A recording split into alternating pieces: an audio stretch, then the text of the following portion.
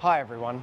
I'm sorry I couldn't be there in person, but I want to start today by acknowledging the traditional owners of the lands we all gather on and pay my respects to elders past, present and emerging. I want to thank Richard and the Australia Institute for extending this invitation. As a state government, delivering the services Queenslanders need is the number one priority. Running our hospitals, teaching the next generation, keeping communities safe. It's those doctors and nurses, teachers and teacher aides, police and firefighters who are on the front line every day. Supporting those jobs, that's doing what matters. It's not about ideology or headlines, it's about real people making a real difference. When we invest in education, we're building new classrooms and the teachers who use them. And when we invest in community safety, we're not just enforcing laws, we're protecting families and livelihoods. Labor governments get it. I don't see people and services as a cost to be cut, I see them as commitments to be kept. Those costs add up though, so it's the job of a responsible government to plan for growth and deliver, to generate the revenue needed. That revenue can't come at the expense of households though. Many of them remain under extraordinary financial pressure. It's why innovating and capitalising on our strengths is so important.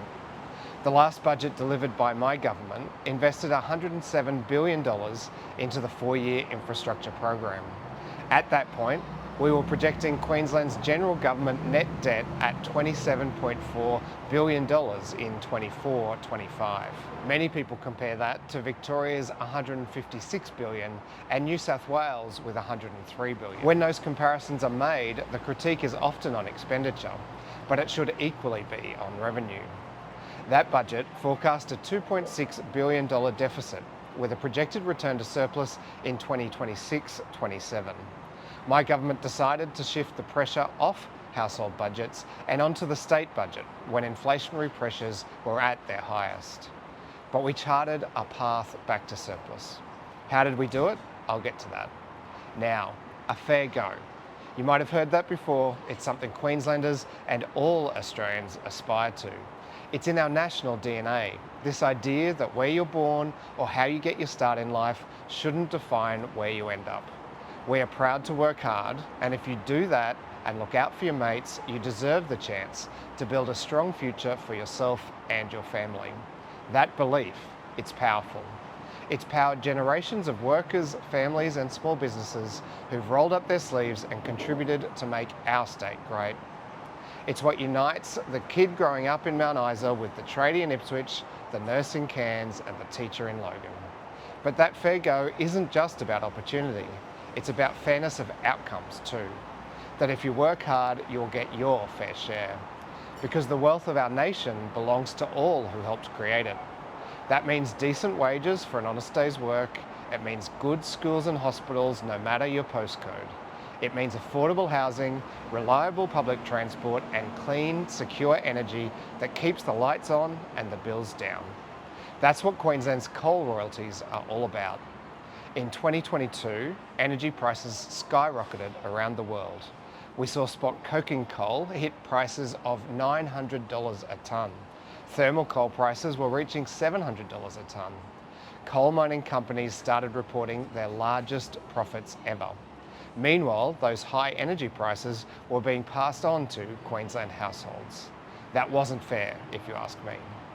Those multi-billion-dollar multinationals were doing very well from Queenslanders, because ultimately, Queensland's resources belong to every single Queenslander.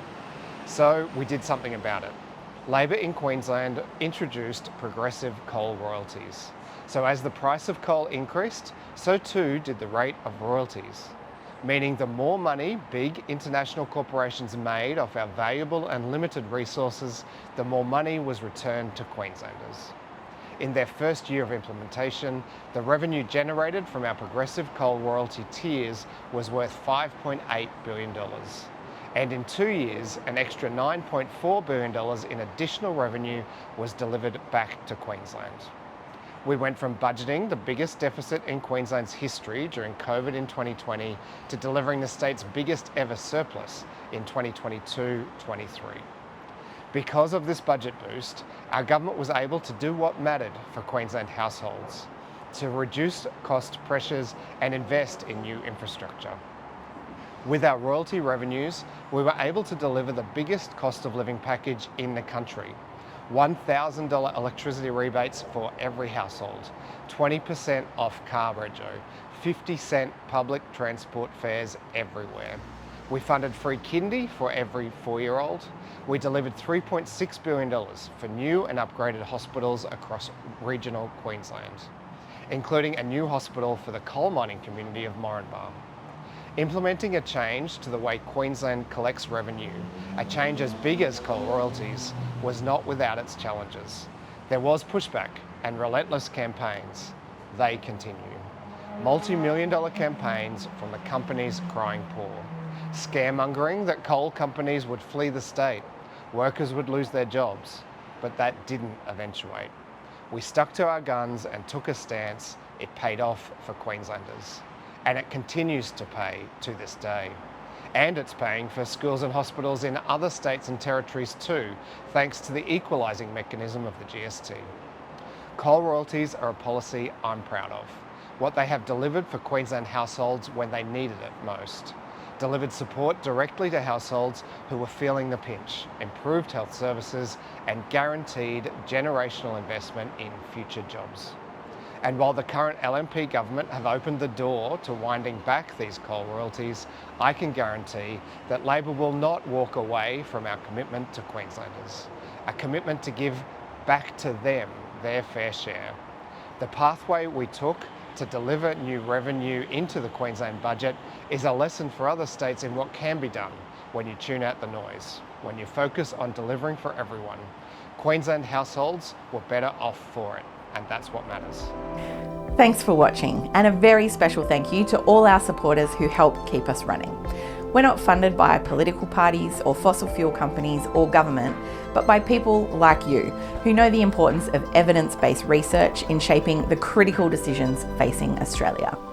If you'd like to support us to continue exposing inconvenient truths, challenging vested interests, and explaining the big issues in plain English, please consider making a tax-deductible contribution today. Visit our website australiainstitute.org.au to find out more.